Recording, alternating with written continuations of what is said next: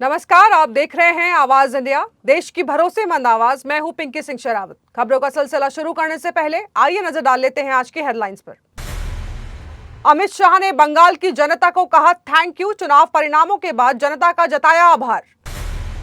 बंगाल में हलचल तेज, 10 मई से पहले होगा नई सरकार का शपथ ग्रहण। राजारहाट न्यू टाउन में काउंटिंग अब भी जारी, 24 घंटे से जारी है काउंटिंग। 100 से ज्यादा सीटों को उन्होंने लूटा, चुनाव नतीजों पर ममता बनर्जी का आरोप। और बंगाल में ममता दीदी की करारी हार पर बयान देकर बुरा फंसे शक्तिमान मुकेश खन्ना, लोगों ने पूछ डाले तीखे सवाल। अब खबरें विस्तार से। भारतीय जनता पार्टी भाजपा के वरिष्ठ नेता और केंद्रीय गृह मंत्री अमित शाह ने पश्चिम बंगाल, असम और पुडुचेरी में पार्टी की जीत का स्वागत किया है। शाह ने असम की जनता को ऐतिहासिक हैट्रिक जनादेश के लिए बधाई दी है।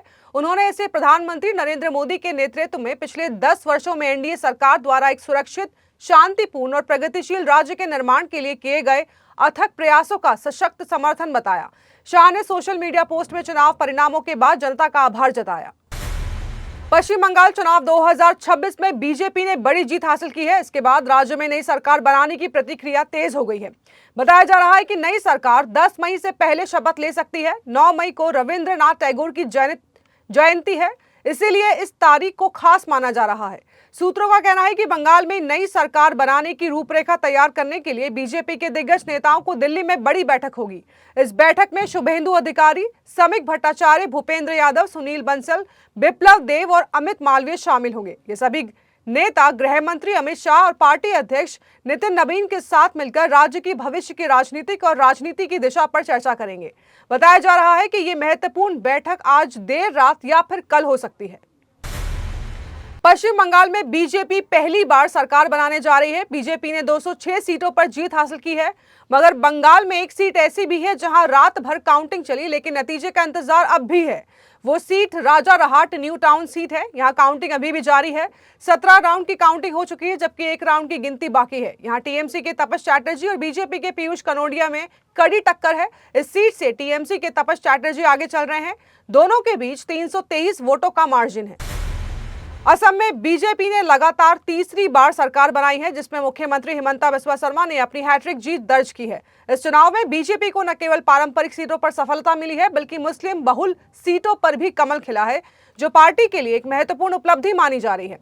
परिसीमन के बाद हुए इस पहले चुनाव में हिमंता बिस्वा शर्मा का जादू एक बार फिर चला। युवाओं और महिलाओं का समर्थन बीजेपी के पक्ष में रहा, जिसके परिणाम स्वरूप रिकॉर्ड 85% मतदान हुआ। घुसपैठ, सुरक्षा और विकास जैसे मुद्दे भी मतदाताओं को प्रभावित करने में सफल रहे। वक्त हो चला है एक छोटे से ब्रेक का।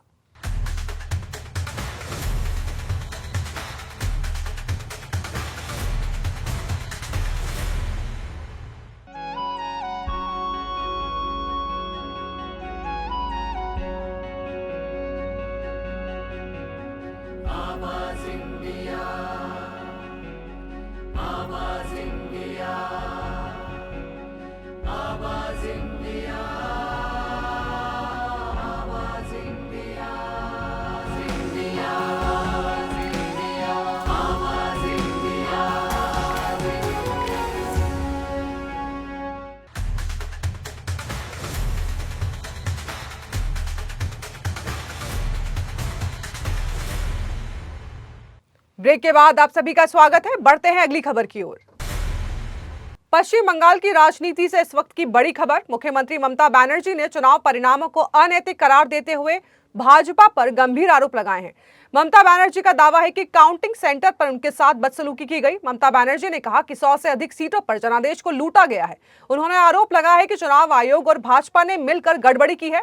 उनके एजेंटों को बाहर निकाल दिया गया और सीसीटीवी तक बंद करा दिए गए।